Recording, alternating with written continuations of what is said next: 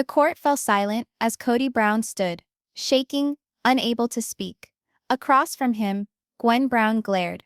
Her eyes unfilled, her fists tight, and behind them all, an empty chair. Robyn's chair. The room was silent.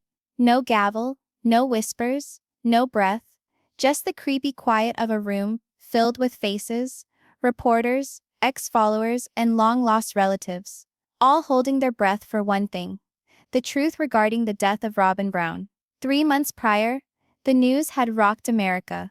Robyn Brown, the crown jewel of the sister wives, the woman Kody referred to as his soulmate, had been discovered dead in the woods at the back of their Arizona property. Her skull was crushed. No forced entry, no robbery, no struggle, just a dead body and a puzzle that just would not quit. And now, in this courtroom, that puzzle was being tried, and so was the Brown family's conscience. Kody's eyes had bloodshot red rims, his hair unkempt, and his suit sagged limply over his leaner body. Once the proud patriarch, who once stood tall under the TLC cameras, now appeared like a man tormented with recollections too bitter to bear. He hadn't spoken to Gwen in weeks. Not since the police had named her the prime suspect. Across from him, sitting with her arms folded and jaw clenched in a tight line, was Gwen, 23 years old, fiercely independent and brutally honest. No tears, no fear, only fire in her eyes.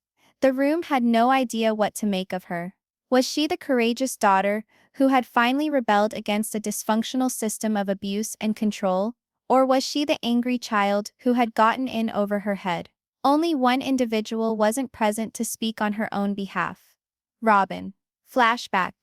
3 months previously, the morning had begun as any other. Kody had run errands, Robyn had walked behind the property.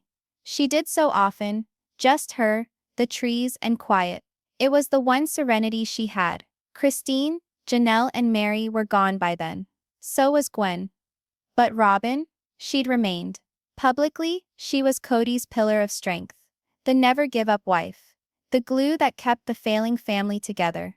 But behind the scenes, unraveling quickly, neighbors heard yelling from the home days before Robyn passed away. Police found out Robyn had met with a divorce lawyer only 2 weeks earlier. And the most shocking revelation: she had called a reporter anonymously, warning that she would reveal the secrets of the Brown family empire. Whatever Robyn was privy to, whatever she intended to reveal, she never had the opportunity. Her body was discovered face down, concealed in pine branches. No phone, no wallet, only a shattered necklace, and a drop of blood. In the courtroom again, the judge's voice at last rang out. State of Arizona versus Gwen Brown. Trial commences. Reporters jotted. Cameras snapped. Kody didn't budge much. He appeared to have aged 2 decades since the day Robyn died. He used to tell Robyn she was his forever. The one woman who really got him. The one who picked him when everyone else fled. Now she was dead, and his daughter was charged with her murder. Was this his worst nightmare, or was this justice? Family torn apart. The Brown family wasn't just a family, it was a brand. Reality TV gold. A story of polygamy, faith, struggle, and love. But off-screen, it was a battlefield of jealousy, emotional manipulation, and betrayal. Christine had once told the cameras, "We're stronger together." But years later she told a podcast, "Robyn ruined everything." Janelle had attempted to be the peacemaker, until Kody instructed her to pick between him and her children. Mary was relegated to the background, forever waiting for love that never arrived. And Gwen? She witnessed it all. The favoritism, the manipulation, the deceptions. Robyn wasn't only a wife. She was a symbol of all Gwen loathed about her father. The way he discarded women who opposed him, and held on to the one who stroked his ego. Gwen sounded off on social media. She labeled her father manipulative. She blamed Robyn for playing victim while destroying lives. She informed fans, "If you only knew what happened behind the scenes." But was that sufficient motive for murder? Prosecutors believed so. The evidence starts to pile up. Detectives recovered Gwen's fingerprints on Robyn's back door. A woman who matched the description of Gwen was spotted leaving the property the evening prior to the discovery of the body by a neighbor. Robyn had confided in a close friend, via a text retrieved from her iCloud. Gwen frightens me. She has her mother's fire, but her father's fury. And the voicemail, that one replayed over and over on the news, was incriminating. Robyn's trembling voice. If anything happens to me, tell the truth. It was Gwen. Kody had turned over that voicemail to police. He claimed he couldn't bring himself to believe it. But truth is more important than feelings. But others suspected, was Kody standing up for truth? Or covering something up?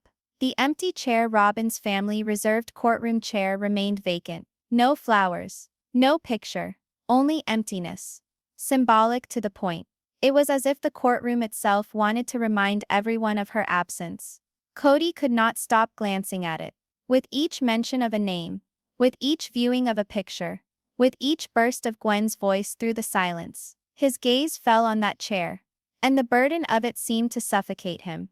This was not a trial of law. It was a funeral pulled into the limelight, a shattered man, a bereaved family, and a daughter who would not weep. What no one was saying, yet rumors started circulating. What if Gwen wasn't the only one with motive? What if Robyn's secrets were more lethal than anybody knew? The divorce papers, the financial records, the abuse allegations she alluded to in her diary. Found but court-sealed, for the moment. And one more enigma. Where was the policy of insurance? Word went around that Robyn had purchased a $2.5 million life insurance policy mere months prior to her death. And on the policy of insurance's listed beneficiary, Kody Brown. But that aspect of the tale wasn't confirmed yet. Not yet. Not today. Today anything went on Gwen's lips. And what Kody would not say.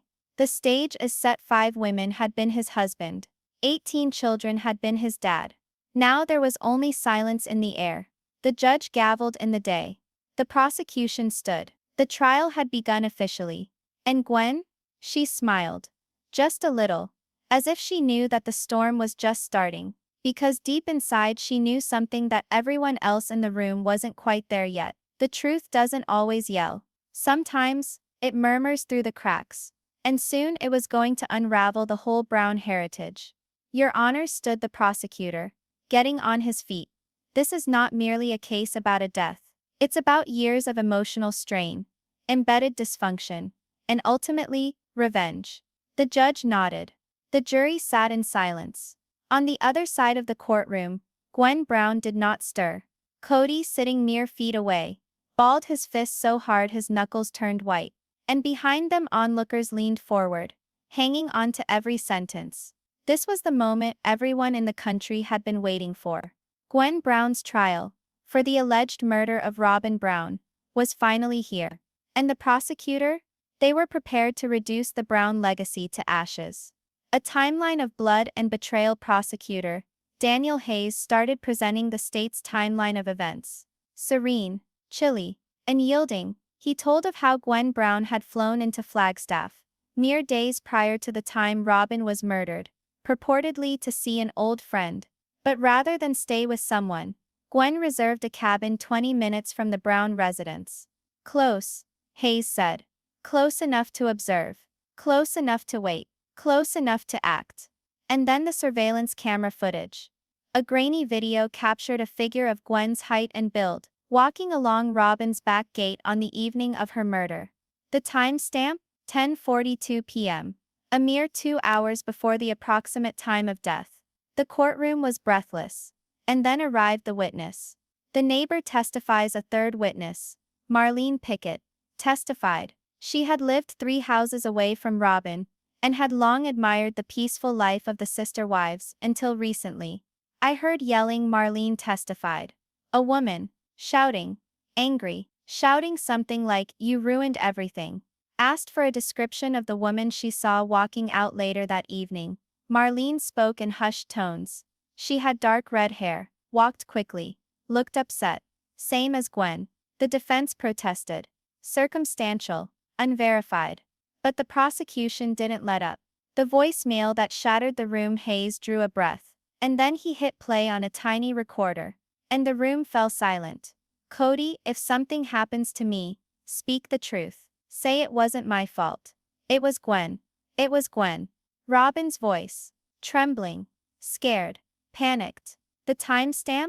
Less than 36 hours prior to her death. Kody's head fell into his hands. Christine gasped in the gallery. Gwen's jaw clenched, but she did not blink. The judge had to twice call for order. This was the smoking gun, the single piece of evidence that held the theory together. Gwen and Robyn's relationship was volatile. Robyn was afraid of Gwen, and Robyn was dead. But the prosecution wasn't done yet. Unearthed messages. They were followed by a forensic tech, who worked on digital recovery. She had pulled deleted messages from Robyn's email and phone. Among them, a never-sent draft email, the subject line reading, "In case something happens to me." The letter was read aloud in court. "If you're reading this, I'm gone. I was going to leave Kody. I couldn't pretend any longer that everything was fine. Gwen, she despised me. She blamed me for everything. And perhaps she was right, but I didn't deserve to die for it." The courtroom outburst again. Kody burst into tears. Real or staged? The public was divided. Gwen's defense counsel protested. The letter was a draft, not mailed, not confirmed. But the damage was done. The case for the prosecution was taking shape. Gwen had motive. Resentment, abandonment, betrayal. Gwen had opportunity. She was in town. Gwen had history. Rage-filled postings online. Public assaults on Robyn. And now, digital evidence, witnesses. And a sinister voicemail. A powder keg waiting to blow. Hayes addressed the jury. "Ladies and gentlemen, this was not random. It wasn't spontaneous. It was a slow burn, constructed over years of neglect, anger, and obsession." He drew a picture of Gwen as the black sheep, the rebel daughter, the one who complained about her father's empire, the one who couldn't move on from the past. He even brought up video footage from Gwen's TikToks and live Q&A of her ridiculing Robyn, accusing her of manipulation, and stating, "If she vanished tomorrow, I wouldn't lose sleep." That line cut deep. Gasps, whispers, headlines within minutes. To the prosecution, this was not just evidence. It was motive, wrapped in bitterness, drenched in blood. Kody Brown, the silent witness. He hadn't been asked to testify yet, but his presence couldn't be avoided. Each time the name Robyn was mentioned, each time a video played, the cameras panned to Kody, his face contorted in pain, or guilt, or confusion. The man who once boasted of having led a family of 23 now appeared, lost in his own courtroom. Was he grieving Robyn, or covering something up? That question seethed beneath the surface. Because one thing was absent in the prosecution's case. Why now? Why would Gwen snap after all these years? The prosecution's theory. They accused Robyn of contacting Gwen secretly behind Kody's back, that she had sought to reassemble the family after years of dysfunction. She had Gwen over, Hayes clarified. She needed to discuss something, possibly to apologize. But instead of peace, Gwen inflicted hurt. That's when Hayes delivered the day's final blow. Police had discovered Robyn's wedding ring in a creek in the backyard of the house, with Gwen's fingerprints very slightly visible on the inside of the band. It was not a smoking gun. It was, however, enough to render the jury mute. End of day 1. After shock, the court recessed for the day. As Gwen at last rose from her seat, she glanced across the courtroom at her father. Kody did not glance back. Christine, sitting behind her daughter, extended a hand. Gwen dismissed it, walked out alone. Reporters descended. Fans theorized. The internet lit up. Did Gwen murder Robyn? Is Kody covering something? Who's up next to testify? Inside the courthouse. Meanwhile, the judge ordered security tightened. Because everybody knew, day 2 was going to get even uglier. Christine Brown was up next to testify, and she had her own account of what actually went down that night. Robyn Brown passed away. Also asked her to leave him. Also asked her to flee. But Robyn wouldn't. The second that Christine Brown approached the witness stand, the air in the courtroom changed. She appeared serene, but beneath the serenity was something harder than anger, something bolder than sorrow. It was clarity. And as she fiddled with the microphone, Her gaze didn't land on Gwen. It landed directly on Kody. For an instant he avoided her gaze. The courtroom's hottest witness, Christine, she Kody's third wife, and the first one to publicly depart him, was not another former, but someone more. She had been the center of the original sister-wives dynamic. The cook, the jokester, the caregiver when Kody emotionally wandered. And when she walked out, it burst the bubble that the family was intact. After all, the court now wanted to know what she knew about Robyn, about Gwen, and about the secrets nobody had been brave enough to talk about on television. The opening question, Miss Brown, the prosecutor started softly.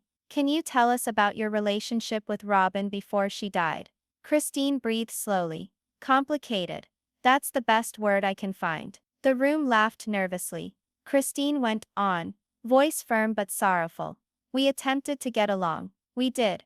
But from the onset, Robyn was Kody's favorite. She didn't mesh. She parted. And the rest of us, we gradually became background people. A confession of the family's disintegration. Christine shared what many fans longed to believe, but never got confirmed on oath. She talked of a marriage that was rife with silent punishments, emotional manipulation, and a pecking order in which Robyn always came out on top. The more we resisted, the tighter he drew her to him. Robyn never had to fight for his attention. The rest of us had to beg for table scraps. She looked at Kody once more. This time he maintained her gaze for several seconds, then looked down at the table. Christine went on. Those last few years, the family was a husk. We didn't have dinners anymore. We didn't speak anymore. It was Robyn and Kody, and the rest of us in exile. Christine and Robyn's final conversation. Then Christine revealed something new. Something police hadn't even discovered. A personal tearful phone call. 2 weeks before Robyn's death, she called me, late at night, crying. She said she was done pretending, done living in fear. The prosecutor leaned in. Fear of what? Christine glanced at Gwen, and then to the jury. Fear of what Kody would do if she left. The words floated in the air. The defense objected at once. Speculation. The judge let the jury decide on Christine's tone, but told them not to infer intent. The effect was impossible to deny. Kody appeared to have stopped breathing. Robyn wanted to leave. Christine continued to disclose that Robyn had started secretly meeting a divorce lawyer in secret. She said that she had learned things. Money things. Legal things. About the show. About what Kody had done with money. The courtroom grew chillier at once. Christine didn't provide specifics. The documents were sealed, but she left no doubt. Robyn wasn't just afraid of Gwen. She was afraid of the truth becoming public. And then there was the statement that would be repeated everywhere. She wanted to begin anew, without Kody, but she never had the opportunity. Cross-examination. The defense rallies back. When the defense got their turn, they were ready. Miss Brown, the chief defense lawyer started. You certainly seem to feel very strongly about Mr. Brown. Are you bitter? Christine didn't bat an eye. No, I'm free. The attorney pressed on. You claim Robyn was afraid of Kody, but didn't she also tell you she was afraid of Gwen? Christine hesitated. Robyn was afraid of losing control. Gwen figured her out, and she resented it. But Gwen didn't murder her. The defense attempted to portray Christine as emotional, jaded, unreliable. But Christine never shouted, never lost her temper. And when confronted, point blank with the question of whether she thought that Kody was involved in Robyn's murder, she hesitated. For 1 second only. I don't know. But I know this. He didn't love her the way he said he did. If he had, she'd still be here. Christine and Gwen. The unbreakable bond before resigning. Christine was questioned about her daughter. Gwen is many things. She replied. Blunt, brave, loud, but she's not a killer. Christine described how Gwen had grown up observing too much. The favoritism by Kody. The way he treated her mom like an afterthought. The emotional shutdowns. The spiritual manipulation. Gwen didn't want revenge. Christine said. She wanted justice. And that's what this trial is really about. The courtroom hummed. Even the jury looked shaken. This was no longer about a death. It was about the destruction of a man's whole legacy. The letter, a final curveball. As Christine left the stand, her lawyer presented a new exhibit, a letter Robyn had penned, but never sent, to Christine, 1 week before she passed away. Christine had no idea it existed until now. She read from the stand in silence, before passing it along. The judge permitted it to be read into the record. Christine, you were right. I should have listened to you years ago. I remained for the wrong reasons. I wanted love, but I was left alone. I believe Gwen perceives me as the villain. And perhaps I was, in a sense. But I never intended to hurt you. I never intended to hurt any of you. I didn't know how to keep from performing the role that was assigned to me. If something happens to me, understand this. It wasn't Gwen. It was fear. Fear finally overwhelmed me. The room was paralyzed. Gwen brushed away a tear. Christine was shocked. Even the judge paused for a long time, before advising the jury to forget personal feelings and remain attentive to legal facts. But the damage was done. The voicemail had implicated Gwen. The letter had exonerated her. Now it was Kody who appeared cornered. Kody Brown, cracking under pressure. As court recessed for the day, Kody rose to his feet, slowly, unsteadily. Reporters yelled. Someone yelled, "Mr. Brown, do you have something to say about the letter?" He addressed the cameras, puffy eyes, lips shaking. She was confused. She didn't know what she was saying, but nobody believed him. No longer. Day 2 ends. A family in freefall outside the courthouse. Fans protested, carrying signs, "Justice for Robyn, free Gwen. Investigate Kody." Christine departed with her daughter. At last, side by side, Kody remained behind, surrounded by reporters, suffocating in silence. The media created a new question. Is Kody Brown hiding something more sinister than we imagined? Because now, even with Gwen on trial, the public had started watching somebody else. "I did not kill Robyn," Gwen Brown declared, standing before the jury with flames in her voice. "But I know who did." The courtroom went still. Not a cough, not a shuffle, not even a breath. For 2 days, the world had seen Gwen Brown portrayed as a killer, a daughter corrupted by anger, fueled by hatred, and bitter enough to murder her father's beloved wife. Now it was finally her turn to speak, and she wasn't holding back. No lawyer, just Gwen. Gwen had decided to testify despite the warning of her legal team. Her lawyer had whispered, begged, even delayed the trial that morning, trying to protect her from cross-examination. But Gwen stood anyway, tall, sharp, clear.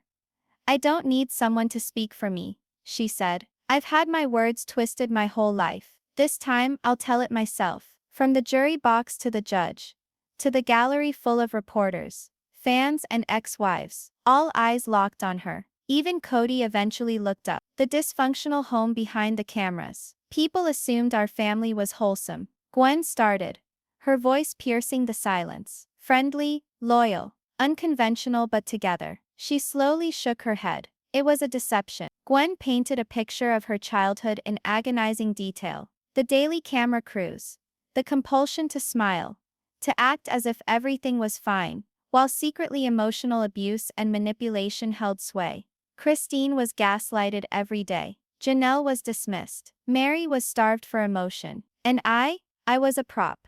The jury listened intently. She wasn't spouting, she was testifying. About a family empire constructed not in faith, but in fear. Robyn, not a victim, not a villain. "I didn't despise Robyn," Gwen said. "But I didn't trust her." Gwen conceded their relationship was always strained. Robyn was nearer in age to some of the older children than the other wives. She did not fit in like the others. Robyn wanted control, and she achieved it. She became the legally acknowledged wife. She held the keys to the bank accounts. She sat next to my father and watched him leave the rest of us behind. She paused. "But here's the thing." She attempted to correct it. Too late.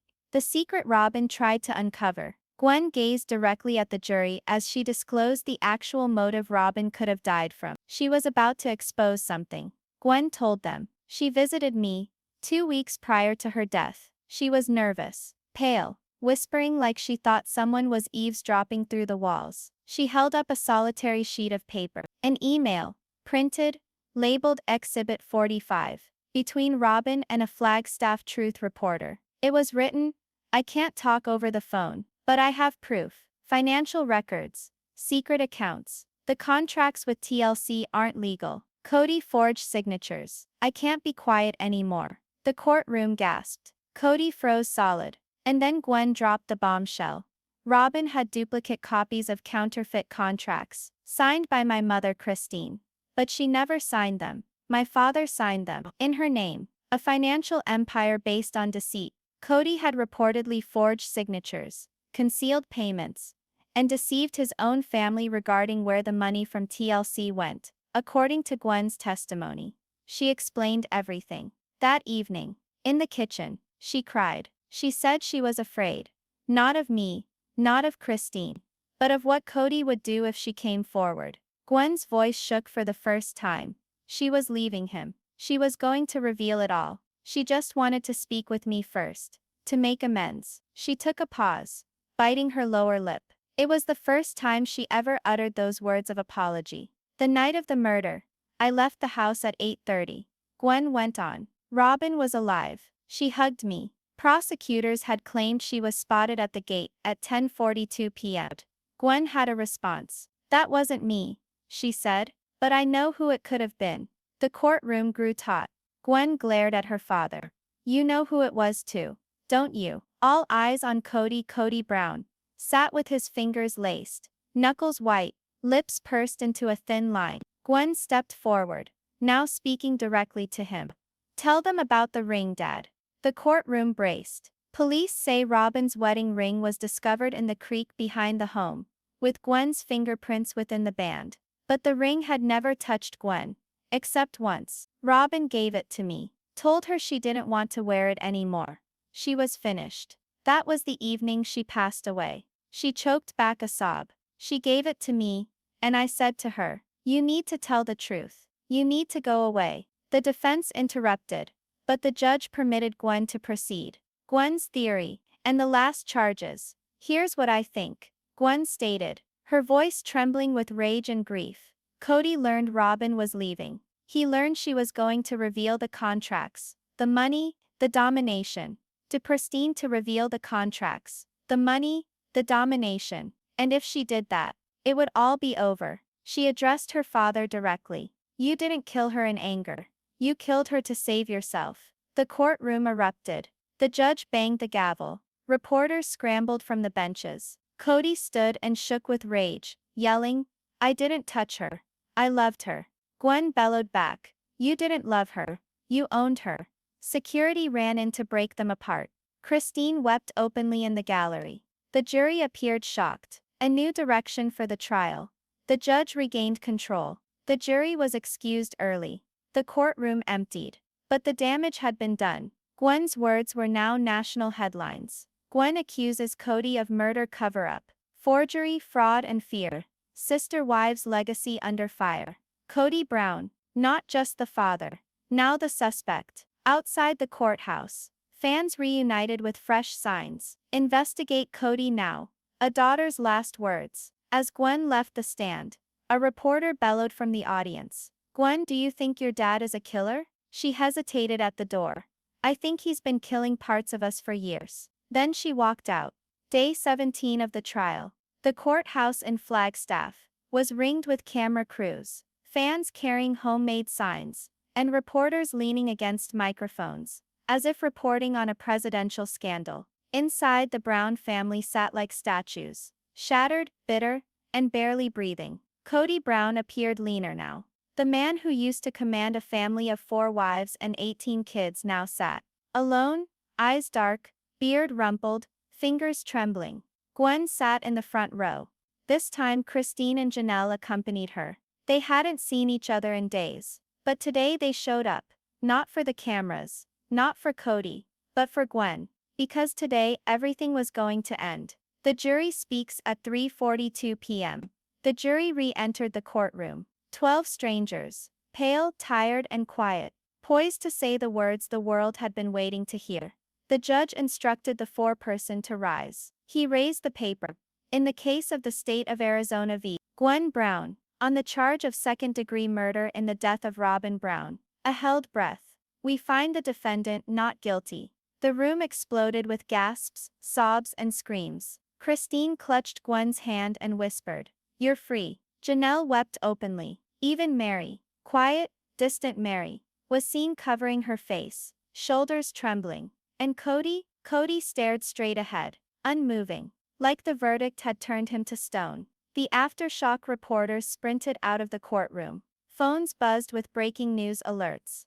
#Justice for Gwen trended worldwide. Sister Wives' verdict shocks America. Flooded every news station. Outside there was cheers. There were tears. There were some people who simply stood in shocked silence. Inside, Gwen faced her father. For the final time. She did not smile. She did not gloat. She merely said, "I survived you." Then she left the courtroom, free not only from the case, but from the shackles of silence that had held her captive for so long. One final twist. But the drama was not yet over. 3 days after, a sealed box arrived at the Flagstaff Police Department. Inside, a flash drive. 3 sheets of handwritten notes. 1 ripped piece of cloth, stained with blood.